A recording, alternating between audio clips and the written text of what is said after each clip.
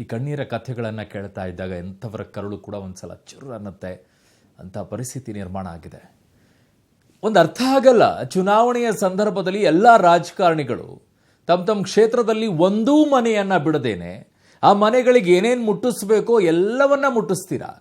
ಆದರೆ ಈ ರೀತಿ ಪ್ರವಾಹ ಬಂದಾಗ ಯಾವ್ಯಾವ ಮನೆಗಳಿಗೆ ಹೀಗಾಗಿದೆ ಅಂತ ಹೇಳಿ ನಿಮ್ಮ ಕಾರ್ಯಕರ್ತರ ಒಂದು ಟೀಮನ್ನು ರೆಡಿ ಮಾಡಿ ಅವ್ರಿಗೊಂದಿಷ್ಟು ಧೈರ್ಯ ತುಂಬುವಂಥ ಕೆಲಸವನ್ನು ಮಾಡಲ್ವಾ ತಾವು?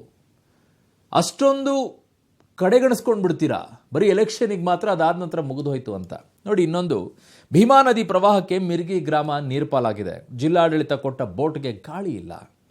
ಜಮೀನುಗಳಲ್ಲಿ ಸಿಕ್ಕಿರುವಂಥ ಗ್ರಾಮಸ್ಥರಿಗೆ ಅವರ ಸಂಬಂಧಿಕರೇ ಗ್ರಾಮಸ್ಥರ ಬೋಟ್ನಲ್ಲಿ ತೆರಳಿ ಕಿರಾಣಿ, ಹಾಲು, ಬಿಸ್ಕಿಟನ್ನು ಕೊಡ್ತಾ ಇದ್ದಾರೆ ಅವರು. ಇದಕ್ಕೆ ಪಬ್ಲಿಕ್ ಟಿವಿ ಕೂಡ ಸಾಥ್ ಕೊಟ್ಟಿದೆ ಅವರಿಗೆ. 2 ಕಿಲೋಮೀಟರ್ನಷ್ಟು ದೂರವನ್ನು ಬೋಟನ್ನು ದೂಡಿಕೊಂಡೆ ಅವ್ರು ಹೋಗ್ತಾ ಇರುವಂಥ ದೃಶ್ಯ ಏನಿದೆ, ಬೋಟನ್ನು ದೂಡ್ಕೊಂಡು ಹೋಗ್ತಾ ಇರೋದವರು. ಇದು ಪರಿಸ್ಥಿತಿಯಲ್ಲಿ ನೋಡಿ, ಜೀವದ ಹಂಗು ತೊರೆದು ಸಾಹಸ ಪಟ್ಟು ಜನರು ತಮ್ಮವರಿಗಾಗಿ ಊಟದ ವ್ಯವಸ್ಥೆಯನ್ನು ಮಾಡ್ತಾ ಇದ್ದಾರೆ. ಜನರು ತಮ್ಮವರಿಗಾಗಿ, ಆದರೆ ಜನಪ್ರತಿನಿಧಿಗಳು ಜನಸೇವಕರಿಗಿರಬೇಕಾಗಿತ್ತು ತಮ್ಮವರು ಇವರು ಅಂತ ಹೇಳಿ.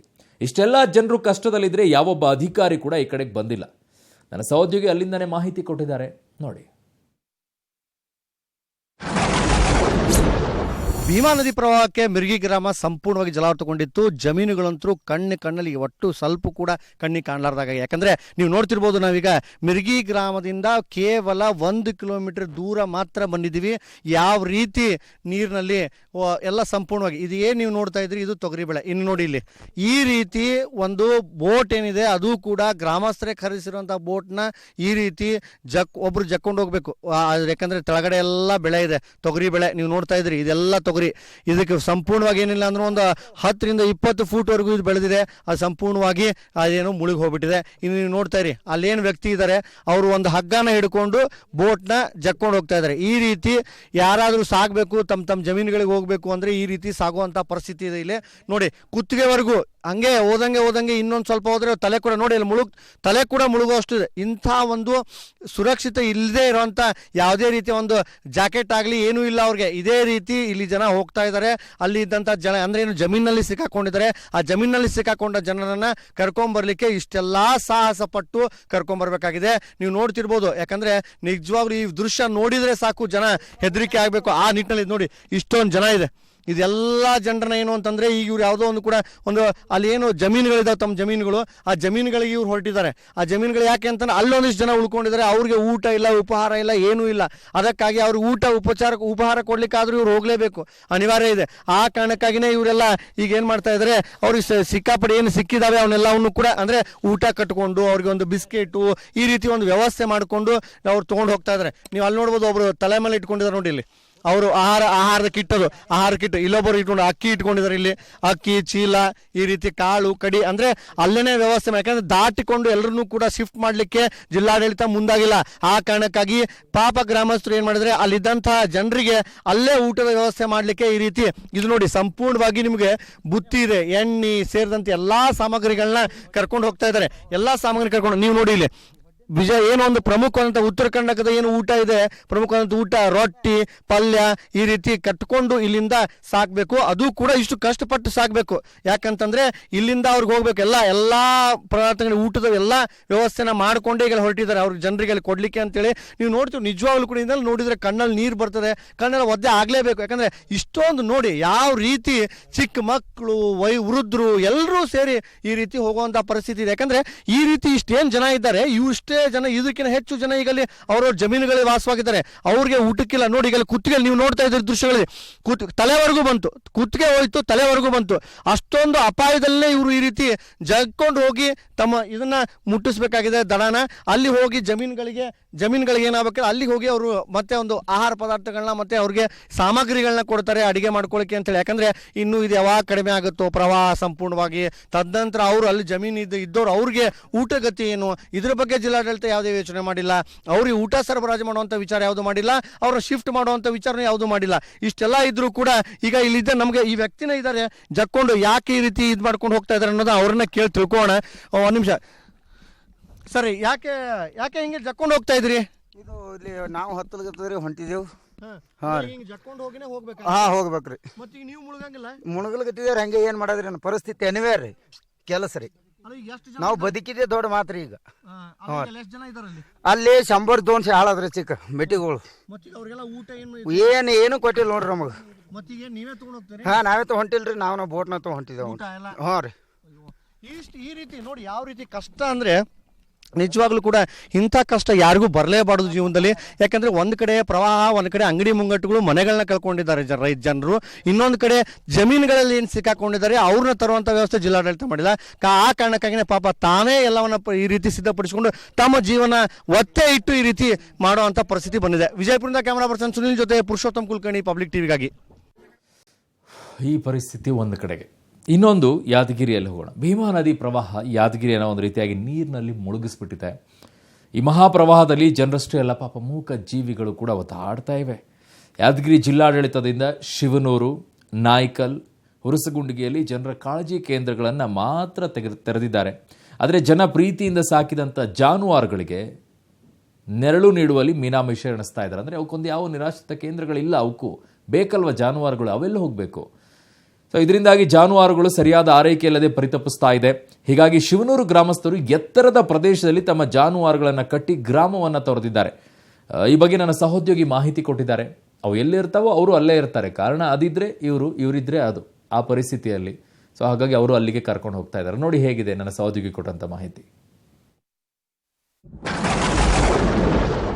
ಸತ್ಯವೇ ನಮ್ಮ ತಾಯಿ ತಂದೆ, ಸತ್ಯವೇ ನಮ್ಮ ಬಂಧು ಬಳಗ, ಸತ್ಯ ವಾಕ್ಯಕ್ಕೆ ತಪ್ಪಿ ನಡೆದರೆ ಮೆಚ್ಚನ ಪರಮಾತ್ಮನು ಅಂತ ಇಡೀ ಜಗತ್ತಿಗೆ ಸತ್ಯತೆಯನ್ನು ಸಾರಿದ್ದು, ನಿಷ್ಠೆಯನ್ನು ಸಾರಿದ್ದು ಈ ಪುಣ್ಯಕೋಟಿಗಳು. ಈ ಪುಣ್ಯಕೋಟಿಗಳು ಎಷ್ಟು ನಿಸ್ವಾರ್ಥ ಪ್ರಾಣಿ ಅಂದರೆ ನಿಜಕ್ಕೂ ಕೂಡ ಇಡೀ ಒಂದು ಜಗತ್ತಿನ ಮಾನವ ಕುಲಕ್ಕೆ ಹಾಲನ್ನು ಕೊಟ್ಟು ದುಡಿದು ಅವರ ಜೀವನವನ್ನು ಮನುಷ್ಯ ಕೋಟಿಯನ್ನು ಸಾಕುತ್ತೆ. ಅಂತಹ ಒಂದು ಪ್ರಾಣಿಗಳಿಗೆ ಈಗ ಜಲ ಮಹಾ ಒಂದು ಪ್ರಳಯ ಇವುಗಳ ಬದುಕನ್ನು ಕಸಿತಿದೆ. ಅಮಾಯಕ ಮೂಕ ಜೀವಿಗಳು ಭೀಮಾ ನದಿ ಒಂದು ಪ್ರವಾಹಕ್ಕೆ ಈ ರೀತಿಯ ಒಂದು ಪರಿಸ್ಥಿತಿಗೆ ಒಳಗಾಗಿದ್ದಾವೆ. ಅದರ ಸ್ಟೋರಿಯನ್ನು ನಾನು ನಿಮಗೆ ತೋರಿಸ್ತೇನೆ. 8 ಲಕ್ಷ ಕ್ಯೂಸೆಕ್ ನೀರು ಈ ಗ್ರಾಮಕ್ಕೆ ಬಂದರೆ ಇಡೀ ಗ್ರಾಮ ಜಲಾವೃತಗಳಲ್ಲಿ ನೋಡ್ಬೋದು. ದೃಶ್ಯಾವಳಿಗಳಲ್ಲಿ ಗ್ರಾಮದ ಹೊರಗಿನ ದೃಶ್ಯಾವಳಿಗಳು ನಿಮಗೆ ಕಾಣುತ್ತೆ. ಈಗ ಗ್ರಾಮ ಸಂಪೂರ್ಣವಾಗಿ ಮುಳುಗಡೆಗೆ, ಅದರ ಪಕ್ಕದ ನದಿಯ ದೃಶ್ಯಾವಳಿಗಳು ಕೂಡ ನಿಮಗೆ ಕಾಣಸಿಗ್ತಾ ಇದ್ದಾವೆ. ನದಿ ಕೂಡ ಈಗಾಗಲೇ ಏನು ಗ್ರಾಮದ ಸಮೀಪ ಬಂದಿರುವಂಥದ್ದು. ಹೀಗಾಗಿ ಎಲ್ಲ ಗ್ರಾಮಸ್ಥರನ್ನು ಈಗಾಗಲೇ ನಿರಾಶ್ರಿತ ಕೇಂದ್ರಕ್ಕೆ ಜಿಲ್ಲಾಡಳಿತ ಕರೆದೊಯ್ದಿದೆ. ಆದರೆ ಈ ಮೂಕ ಜೀವಿಗಳನ್ನು ಮಾತ್ರ ಇಲ್ಲಿ ಬಿಟ್ಟು ಹೋಗಿದೆ. ಇವುಗಳಿಗೆ ರಕ್ಷಣೆ ಮಾಡಿದಂತಹ, ಇವುಗಳ ಹಾಲು ಕುಡಿದಂಥ ಮಾಲೀಕರು ಇವುಗಳನ್ನು ಬಿಟ್ಟು ಈಗ ನಿರಾಶ್ರಿತ ಕೇಂದ್ರಕ್ಕೆ ತೆರಳಿದ್ದಾರೆ. ಇವುಗಳು ಕೂಡ ಈಗ ಅನಾಥವಾಗಿ ಕಾಡ್ತಾ ಇದ್ದಾವೆ. ಅವರು ಕೂಡ ಬೇರೆ ವಿಧಿ ಇಲ್ಲದೆ ತಾವು ಪ್ರೀತಿಯಿಂದ ಸಾಕಿಸಿದಂತಹ ದನ ಕರುಗಳನ್ನು ಈ ಒಂದು ಎತ್ತರದ ಪ್ರದೇಶದಲ್ಲಿ ಬಿಟ್ಟು ಹೋಗಿದ್ದಾರೆ. ಜಿಲ್ಲಾಡಳಿತ ಒಂದು ಮಾನವೀಯತೆಯ ದೃಷ್ಟಿಯಿಂದ ಮತ್ತು ಮಾನವ ಕರುಳಿನ ದೃಷ್ಟಿಯಿಂದ ಅವುಗಳಿಗೆ ಮೇವಿನ ವ್ಯವಸ್ಥೆಯನ್ನು ಕೂಡ ಮಾಡಿದ್ದಾರೆ. ಸೊ ಇದು ಎಲ್ಲೋ ಒಂದು ಕಡೆ ಸಂತಸ ಸಂಗತಿ. ಆದರೆ ಇವುಗಳಿಗೆ ಈಗ ಸರಿಯಾದ ಆರೈಕೆ ಸಿಗ್ತಾ ಇಲ್ಲ. ಯಾಕಂದರೆ ಇವು ಮನೆಯಲ್ಲಿದ್ದಾಗ ಮನೆಯ ಒಂದು ಮಾಲೀಕರ ಪ್ರೀತಿಗೆ ಒಳಗಾಗ್ತಾ ಇದ್ವು. ಅವರ ನೆಚ್ಚಿನ ಹಸುಗಳಿವಾಗಿದ್ದು ಈಗ ಎಲ್ಲವೂ ಕೂಡ ಇವಕ್ಕೆ ಸಿಗ್ತಾ ಇಲ್ಲ. ಸೊ ಹೀಗಾಗಿ ಇದು ಎಲ್ಲೋ ಒಂದು ಕಡೆ ಏನು ನೋವಿನ ಸಂಗತಿ ಅಂತ ಹೇಳ್ಬೋದು. ಇನ್ನು ದೃಶ್ಯಾವಳಿಗಳಲ್ಲಿ ನೋಡ್ಬೋದು, ಟ್ಯಾಕ್ಟ್ರಿಗೆ ಮತ್ತು ಎಲ್ಲಿ ಅವರಿಗೆ ಹೋಗುವಾಗ ಎಲ್ಲೆಲ್ಲಿ ಖಾಲಿ ಪ್ಲೇಸ್ ಇದೆಯೋ, ಎತ್ತರ ಪ್ರದೇಶ ಇದೆಯೋ, ಆ ಹಸುಗಳನ್ನು ಎಲ್ಲೆಂದರಲ್ಲಿ ಕಟ್ಟಿ ಹೋಗಿದ್ದಾರೆ. ಸೊ ಇವುಗಳ ಆರೈಕೆ ಈಗ ಸಿಗ್ತಾ ಇಲ್ಲ. ಇನ್ನು ಈ ಭಾಗದಲ್ಲೂ ಕೂಡ ಎತ್ತರದ ಪ್ರದೇಶದಲ್ಲಿ ನೋಡ್ಬೋದು, ಅಲ್ಲಿನೂ ಕೂಡ ಜಾನುವಾರುಗಳನ್ನು ಕಟ್ಟಿದ್ದಾರೆ. ಮಾಲೀಕರು ಕೂಡ ಈಗ ನಿರಾಶ್ರಿತ ಕೇಂದ್ರಕ್ಕೆ ತೆರಳಿದ್ರೂ ಸಹ ಅವುಗಳ ಮೇಲಿನ ಪ್ರೀತಿಯಿಂದ ಅಲ್ಲಿಂದ ಸಂಜೆ ಬಂದು ಅವುಗಳ ಒಂದು ಆರೈಕೆಯನ್ನು ಮಾಡಿ ಏನು ಕರುವಿಗೆ ಹಾಲನ್ನು ಕುಡಿಸಿ ಬೇಕಾದಷ್ಟು ಹಾಲನ್ನು ತೆಗೆದುಕೊಂಡು ಅವುಗಳನ್ನು ಮತ್ತೆ ಇಲ್ಲೇ ಬಿಟ್ಟು ಮೇವನ್ನು ಹಾಕಿ ಹೋಗ್ತಾ ಇದ್ದಾರೆ. ಸೊ ಜಿಲ್ಲಾಡಳಿತ ಎಲ್ಲೋ ಒಂದು ಕಡೆ ಮೇವಿನ ವ್ಯವಸ್ಥೆ ಮಾಡಿದೆ. ಆದರೆ ಇವುಗಳಿಗೆ ಈಗ ಸೂರಿನ ವ್ಯವಸ್ಥೆ ಬೇಕಾಗಿದೆ. ಯಾಕಂದರೆ ಮಳೆ ಬಂದರೆ, ಬಿಸಿಲು ಕೂಡ ಜಾಸ್ತಿ ಇತ್ತಂದರೆ, ಸೊ ಒಂದು ವೇಳೆ ಇವುಗಳಿಗೆ ನೆರಳಿನ ವ್ಯವಸ್ಥೆ ಇಲ್ಲ. ಸೊ ಹೀಗಾಗಿ ಇವುಗಳಿಗೆ ನೆರಳಿನ ವ್ಯವಸ್ಥೆ ಕೂಡ ಮಾಡಬೇಕಾಗಿದೆ. ಇಲ್ಲಿನ ರೈತ ಮಹಿಳೆಯರನ್ನು ಮಾತಾಡ್ಸೋಣ. ಅಮ್ಮ, ನಿಮಗೀಗ ನಿರಾಶ್ರಿತ ಕೇಂದ್ರಕ್ಕೆ ಸರ್ಕಾರ ಕರ್ಕೊಂಡು ಹೋಗಿದೆ, ಬಟ್ ಈ ಜಾನುವಾರುಗಳನ್ನು ಈಗ ನೀವು ಅಲ್ಲಿಂದ ಬಂದು ಮತ್ತೆ ಈಗ ಆರೈಕೆ ಮಾಡ್ತಿದ್ರಿ, ಮತ್ತೆ ವಾಪಸ್ ಅಲ್ಲಿಗೆ ಹೋಗ್ತೀರಾ, ಮತ್ತು ಇಲ್ಲಿಗೆ ಇವರಿಗೆ ಈ ಜಾನುವಾರುಗಳಿಗೆ ಏನಾಗ್ಬೇಕಂತೀರಿ? ಏನು ಮಾಡಮ್ರಿ, ಅಲ್ಲಿಗೆ ಹೋಗಿ ಏನು ಮಾಡಮ್ಮ? ವರ್ಷ ಹಿಂಗೆ ಬರ್ತೀವಿ, ವರ್ಷ ಹಿಂಗೆ ಹೋಗ್ತೀವಿ. ನೀವು ಏನೋ ನಿರಾಶ್ರಿತ ಕೇಂದ್ರಕ್ಕೆ ಹೋಗಿ ನೀವು ಪ್ರೀತಿಯಿಂದ ಸಾಕಿರ್ತೀರಿ ಇವನ್ ಬಿಟ್ಟು ಹೋಗ್ಬೇಕಂದ್ರೆ ಕಷ್ಟ ಅಲ್ಲ? ಮತ್ತೆ ಕಷ್ಟ ಅಲ್ರಿ, ಮತ್ತೆ ಹೆಂಗ್ ಬಿಟ್ಟು ಹೋಗಮ್ಮಂತ ನಾವು ಇಲ್ಲೇ ಕುಂತೀವಿ. ಮಂದಿ ಹೋಗೋರು ಎಷ್ಟು ಜನ ಅದಾವ? ಆಮೇಲೆ ನಮಗೊಂದು 4 ಅವ್ರಿ. ನಮಗೊಂದ್ 6 ದನ ಅವ್ರಿ, ನಾವ್ ಇಲ್ಲೇ ಕುಂತ್ಕೊಂಡ್ಬಿಟ್ಟಿವಿ. 2 ಎತ್ತಾವ, ಒಂದು 50 ಕುರಿ ಅವ. ಎಲ್ಲಸ್ ಬಿಟ್ಟು ಎಲ್ಲಿಗೆ ಹೋಗಂತಂದು ಇಲ್ಲೇ ಕುಂತ್ಕೊಂಡ್ಬಿಟ್ಟಿವ್ರಿ. ಈಗ ಗೌರ್ಮೆಂಟ್ ಅವರು ಮೇವನ್ನ ಕೊಟ್ಟಾರ, ಬಟ್ ಅವ್ರಿಗೆ ಏನಾರ ಒಂದು ಅಂದ್ರೆ ಶೆಡ್ ಗಿಡ್ ಏನಾರ ಮಾಡ್ಬೇಕಂತ ಅವಕ್ಕ ಅಂತ ಇಷ್ಟೇ ನೋಡ್ರಿ, ಮತ್ತೇನಿಲ್ಲ ನಾವು. ಇದು ಒಂದು ಇಲ್ಲಿನ ರೈತ ಮಹಿಳೆಯರ ಒಂದು ಆಗ್ರಹ. ಆ ಜಾನುವಾರುಗಳಿಗೆ ಏನಿದೆ ಈಗಾಗಲೇ ಮೇವನ್ನು ಕೊಡಲಾಗಿದೆ, ಅದರ ಜೊತೆಗೆ ಒಂದು ಆಶ್ರಯವನ್ನು ತಾತ್ಕಾಲಿಕ ಶೆಡ್ ಏನೋ ಒಂದು ನಿರ್ಮಾಣ ಮಾಡಿಕೊಟ್ರೆ ಅವುಗಳು ಕೂಡ ಬಿಸಿಲಲ್ಲಿ ಆಗಿರ್ಬೋದು, ಮಳೆಯಲ್ಲಿ ಆಗಿರ್ಬೋದು, ಆ ಒಂದು ಪ್ರಾಣದ ಅಪಾಯವನ್ನು ಬಿಟ್ಟು ಅವುಗಳು ಕೂಡ ಏನೋ ಚೆನ್ನಾಗಿ ಇಲ್ಲಿ ಜೀವಿಸ್ಬೋದು. ಕ್ಯಾಮರಾಮನ್ ರೂಪೇಶ್ ಜೊತೆ ಸುನಿಲ್ ಪಾಟೀಲ್, ಪಬ್ಲಿಕ್ ಟಿವಿ, ಯಾದಗಿರಿ. ಮುಂದೆ ಯಾವ ಪರಿಸ್ಥಿತಿ ಬರುತ್ತೆ ಅಂದರೆ ಮೇವಿನ ಅಗತ್ಯತೆ ಬರುತ್ತೆ, ಅದಕ್ಕೆ ತಯಾರಿಯನ್ನು ಮಾಡ್ಕೊಳ್ಳಿ ಎಲ್ಲ ಭಾಗಗಳಲ್ಲಿ. ಇನ್ನು 3-4 ದಿನಗಳ ಮಳೆ ಆಗುತ್ತೆ ಅಂತ ಹೇಳ್ತಾ ಇದ್ದಾರೆ. ಸೊ ಜಾನುವಾರುಗಳಿಗೆ ಮೇವಿನ ಅಗತ್ಯತೆ ಇರುತ್ತೆ, ಅದನ್ನು ಶಾರ್ಟೇಜ್ ಆಗದೆ ಇರೋ ರೀತಿಲಿ ನೋಡ್ಕೊಳ್ಳಿ. ಜನ ಹೇಗೋ ಬದುಕೊಳ್ತಾರೆ, ಏನೋ ಮಾಡ್ಕೊಳ್ತಾರೆ, ಎಲ್ಲೋ ತಿಂತಾರೆ, ಬಟ್ ಪ್ರಾಣಿಗಳಿಗೆ ಹಾಗಲ್ಲ, ತುಂಬ ಒದ್ದಾಡಬೇಕಾದಂಥ ಪರಿಸ್ಥಿತಿ ಇರುತ್ತೆ. ಸಾಕಿರೋದವೆಲ್ಲವೂ ಕೂಡ ಮೇವಿನ ರೆಡಿ ಮಾಡ್ಕೊಳ್ಳಿ. ಬೆಳೆಗಳ ಬೆಲೆ ಜಾಸ್ತಿ ಆಗುತ್ತೆ. ಕಲಬುರಗಿಯಲ್ಲಿ ಆಗಿರೋದ್ರಿಂದ ತೊಗರಿ ಬೆಳೆ ಅತಿ ಹೆಚ್ಚಾಗುತ್ತೆ. ಕಾರಣ ತೊಗರಿ ಬೆಳೆಯ ಕಣಜ ಅಂತಲೇ ಕರೆಸ್ಕೊಳ್ಳೋದು ಕಲಬುರಗಿ. ಹಾಗಾಗಿ ತೊಗರಿ ಬೆಳೆಯ ಬೆಲೆ ಯಾವ ಗಗನಕ್ಕೆ ಏರುತ್ತೋ ಗೊತ್ತಿಲ್ಲ ಮುಂದಿನ ದಿನಗಳಲ್ಲಿ. ಅದಕ್ಕೆ ವ್ಯವಸ್ಥೆಯನ್ನು ಮಾಡ್ಕೊಳ್ಳಿ. ಏನಾದರೂ ಸಾಧ್ಯ ಆದರೆ ಬೇರೆ ರೀತಿಯಂಥ ಬದಲಿ ವ್ಯವಸ್ಥೆಯನ್ನು, ಗೊತ್ತಿಲ್ಲ ಇನ್ನೇನೇನು ವ್ಯವಸ್ಥೆಯನ್ನು ನೀವು ಏನೇನು ಮಾಡ್ಕೊಂಡಿದ್ದೀರೋ, ಈಗ ಏನಾಗಿದೆಯೋ ಎಲ್ಲ ಮಾಹಿತಿಗಳು ನಿಮ್ಮ ಮುಂದೆ ಇಡ್ತಾ ಇದ್ದೀವಿ. ಸಂಕಟ ಆಗ್ತಾ ಇದೆ. ನಮಗೆ ಎಂಥ ಬಡತನ ಬಂದಿದೆ ಅಂತ ಹೇಳೋದು ಗೊತ್ತಾಗ್ತಾ ಇಲ್ಲ. ಯಾಕಂದರೆ ಅವರು ಪ್ರವಾಹದಲ್ಲಿ ಸಿಕ್ಕಾಕೊಂಡಿರೋರಿಗೆ ನಾವು ಕನಿಷ್ಠ ಒಂದು ಸೂರನ್ನು ಕಲ್ಪಿಸಿ ಒಂದು ಶೆಡ್ಡನ್ನು ಹಾಕಿ ಅವ್ರಿಗೊಂದಿಷ್ಟು ಊಟವನ್ನು ಕೊಡೋಕ್ಕೂ ಕೂಡ ನಮ್ಮ ಹತ್ರ ಆಗ್ತಾ ಇಲ್ವಾ? ಅಂಥ ಪರಿಸ್ಥಿತಿ ನಮ್ಮ ರಾಜ್ಯಕ್ಕೆ ಬಂದುಬಿಟ್ಟಿದೆಯಾ? ಮಾನ್ಯ ಮುಖ್ಯಮಂತ್ರಿಗಳೇ, ಅಷ್ಟೊಂದು ಬಡತನನ ಯಾಕೆ ಅಂತ ಹೇಳ್ತೀನಿ ಕೇಳಿ. ಆಹಾರ ಇಲ್ಲದೆ ಹೇಗೆ ಪರದಾಡ್ತಾ ಇದ್ದಾರಂತ. ಇದು ವಿಜಯಪುರ ಜಿಲ್ಲೆ ಮಿರ್ಗಿ ಗ್ರಾಮ. ಬೋಟ್ಗಳಿಲ್ಲದ ಕಾರಣ ಜಮೀನುಗಳಲ್ಲೇ ಗ್ರಾಮಸ್ಥರು ಸಿಕ್ಕಾಕೊಂಡಿದ್ದಾರೆ, ಊಟ ಇಲ್ಲದೆ ಪರದಾಡ್ತಾ ಇದ್ದಾರೆ.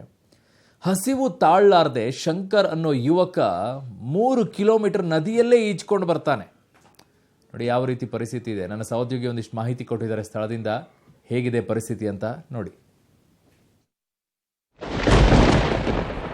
ವಿಜಯಪುರ ಜಿಲ್ಲೆ ಅಕ್ಷರಶಃ ಏನೋ ನದಿ ಬಂದಿದೆ, ಪ್ರವಾಹದಿಂದ ತತ್ತರಿಸಿ ಹೋಗಿದೆ. ಪ್ರಮುಖವಾಗಿ ಏನಂತಂದರೆ ವಿಜಯಪುರ ಜಿಲ್ಲೆಯ ಮಿರ್ಗಿ ಗ್ರಾಮ ಏನಿದೆ ಅದು ಸಂಪೂರ್ಣವಾಗಿ ಜಲಾವೃತಗೊಂಡಿದೆ. ಜೊತೆಗೆ ಏನಂತಂದರೆ ಜಮೀನುಗಳೆಲ್ಲ ನೀರು ಪಾಲಾಗಿದೆ. ಈ ಜಮೀನುಗಳನ್ನು ನೀವು ನೋಡ್ತಾ ಇರ್ಬೋದು. ನಾನು ನಿಮಗೆ ಈಗ ಜಮೀನು ತೋರಿಸ್ತಾ ಇದ್ದೀನಿ. ಈ ರೀತಿ ಏನು ಜಮೀನು ಬರ್ತಾ ಇದೆ, ಈ ಜಮೀನು ಎಲ್ಲ ನೀರು ಪಾಲಾಗಿದೆ. ಇಲ್ಲಿ ನೋಡಿ ಇಲ್ಲಿ ಯಾರೋ ಒಬ್ರು ಈಜ್ಕೊಂಡು ಬರ್ತಾ ಇದ್ದಾನೆ ಯುವಕ. ಯಾಕೆ ಕೇಳೋಣ, ಇವನ ಈಜ್ಕೊಂಡು ಎಲ್ಲಿಂದ ಬರ್ತಾ ಇದ್ದಾನೆ ನೋಡಿ. ಇಂಥ ಒಂದು ಪ್ರವಾಹ ಭೀತಿಯಲ್ಲೂ ಕೂಡ ಈ ರೀತಿ ನೀರಲ್ಲಿ ಈಜ್ಕೊಂಡು ಬರ್ತಾ ಇದ್ದಾನೆ. ಯಾಕೆ ಈಜ್ಕೊಂಡು ಬರ್ತಾ ಇದ್ದಾನೆ, ಎಲ್ಲಿಂದ ಬರ್ತಾ ಇದ್ದಾನೆ? ಯಾಕಂದರೆ ಇವ್ರಿಗೆ ಒಂದು ಬೋಟಿನ ವ್ಯವಸ್ಥೆ ಇರಲಾರ್ದಕ್ಕೆ ಈ ರೀತಿ ಆಯ್ತಾ ಏನು ಅನ್ನೋದು ಗೊತ್ತಾಗ್ತಾ ಇಲ್ಲ. ಯಾಕೆ ಬರ್ತಾ ಇದೆಯಾ? ಇಲ್ಲ ಎಲ್ಲಿಗೆ ಹೊಟ್ಟಿದ್ರಿ? ಈಜ್ಕೊಂಡು ಹೊಟ್ಟಿದ್ರಿ? ಯಾಕೆ ಬೋಟ್ ಗೀಟ್ ಏನು ವ್ಯವಸ್ಥೆ ಇಲ್ವಾ? ಹೆಂಗೆ? ಎಲ್ಲಿಂದ ಬರ್ತಾ ಇದ್ರಿ? ಹೊಲದಿಂದ ಬರ್ತೀನಿ. ಜಮೀನು? ಹ್ಞೂ ರೀ. ಎಲ್ಲಿಂದ? ಹೊಲದಿಂದ. ಯಾಕೆ ಈಸ್ಕೊಂಡು ಬಂದಿ ಈಗ? ಹ್ಞೂ ರೀ. ಯಾಕಪ್ಪ ಎಲ್ಲಿಂದ ಈಸ್ಕೊಂಡ್ ಬಂದಿನಿ ಈಗ? ಜಮೀನಿಂದ ಬಂದೀನಿ. ಎಷ್ಟು ಕಿಲೋಮೀಟರ್ ಆಗುತ್ತೆ? 2 ಕಿಲೋಮೀಟರ್ ಸರ್. 2 ಕಿಲೋಮೀಟರ್ ಇಂದ ಯಾಕೆ ಅಲ್ಲೇ ಇದ್ರಿ? ಎಷ್ಟು ದಿವಸದಿಂದ ಇದ್ರಿ? 3 ದಿನ ಅಷ್ಟೇ ಸರ್. 3 ದಿನದಿಂದ ಅಲ್ಲೇ ಇದ್ರಿ? ಹ್ಞೂ ರೀ. ಊಟ ಏನ ಇಲ್ರಿ. ಮತ್ತೆ ಈಗ ಎದಕ್ಕೆ ಬರ್ತೀವಿ? ಈಜ್ಕೊಂಡು ಯಾಕೆ ಬರ್ಲಿಕ್ಕೆ? ಊರ ಬರ್ತೀನಿ. ಅದ ಯಾಕೆ ತಡ್ಕೋಬೇಕಿತ್ತು? ಬೋಟ್ ಯಾವ್ದಾರು ಬರ್ತಿತ್ತು ಅಂತ. ಬೋಟಿನ ನಾ 3 ದಿನ ಆಯ್ತು ಬರ್ಲಿ ಆಗ್ಯದ್ರಿ. ಹಾ, ಈಗ ಎದಕ್ಕೆ ಹೊಂಟ್ರಿ? ಈಗ ಊರಿಗೆ ಹೊಂಟೇನ್ರಿ ಊಟಕ್ಕೆ ರೀ. ಊಟಕ್ಕೆ? ಹ್ಞೂ ರೀ. ಊಟಕ್ಕಾಗಿ ಊರು ಹೊಂಟ್ರಿ? ಅಲ್ಲೇನು ಮುಟ್ಟಿಲ್ಲ ನಿಮ್ಮ ಊಟಕ್ಕೆ? ಇಲ್ಲ ಇಲ್ರಿ. ನೋಡಿ ಈ ರೀತಿ ಏನಂತಂದರೆ ಈ ಜಮೀನಿನಲ್ಲಿನೇ ಏನು ಈಜ್ಕೊಂಡು ಹೋಗ್ತಾ ಇದ್ದಾನೆ. ಈ ಹುಡುಗನಿಗೆ ಊಟಕ್ಕೆ ವ್ಯವಸ್ಥೆ ಇಲ್ಲ. ಊಟಕ್ಕೆ ವ್ಯವಸ್ಥೆ ಇರಲಾರ್ದ ಕಾರಣಕ್ಕಾಗಿಯೇ ಈ ರೀತಿ ಈಜ್ಕೊಂಡೇ ಇವರು ಮತ್ತೆ ತನ್ನ ಗ್ರಾಮಕ್ಕೆ ಕೂಡ ಹೊರಟಿದ್ದಾನೆ. ನೋಡಿ ನೀವು ಈಜ್ಕೊಂಡು ಅಂದರೆ ಸುಮಾರು ಏನಿಲ್ಲ ಅಂದರೂ 2 ರಿಂದ 3 ಕಿಲೋಮೀಟರ್ನಷ್ಟು ಅವನಿಗೆ ನಾವೇ ಸಹಾಯ ಮಾಡಿ ಬೋಟ್ನಲ್ಲಿ ಕರ್ಕೊಂಡ್ಬಿಡೋಣ. ಯಾಕಂದರೆ ಪಾಪ ಅಲ್ಲಿಂದ ಈಜ್ಕೊಂಡ್ಬಂದಿದ್ದಾನೆ. ನೋಡಿ ಈಜ್ಕೊಂಡ್ಬಂದಿದ್ದಾನೆ. ನೋಡಿ ಎಷ್ಟೊಂದು ದಣ್ಕೊಂಡು. ಅಂದರೆ ಏನಾಗಿದೆ ಅಂದರೆ ಸುಮಾರು 2 ಕಿಲೋಮೀಟರ್ 3 ಕಿಲೋಮೀಟರ್ ಅಷ್ಟು ಈಜೋದು ಅಂತಂದರೆ ಅಷ್ಟು ಸರಳವಾದ ಮಾತಲ್ಲ. ಅದು ಇಷ್ಟು ನದಿ ನೀರಿನಲ್ಲಿ ಈ ರೀತಿ ಈಜ್ಕೊಂಬರೋದು ಅಂತಂದರೆ ಆದರೆ ಹಸಿವು ಮನುಷ್ಯನಿಗೆ ಏನಾದರೂ ಮಾಡ್ಲಿಕ್ಕೆ ಹಚ್ಚುತ್ತೆ ಅನ್ನೋದಕ್ಕೆ ಇದೇ ಉದಾಹರಣೆ ಅಂತ ಹೇಳ್ಬೋದು. ಯಾಕಂದರೆ ಯಾರಿಗೆ ಹಸಿವಾಗುತ್ತೋ ಎಷ್ಟು ದಿನ ಅಂತ ತಡ್ಕೋತಾನೆ.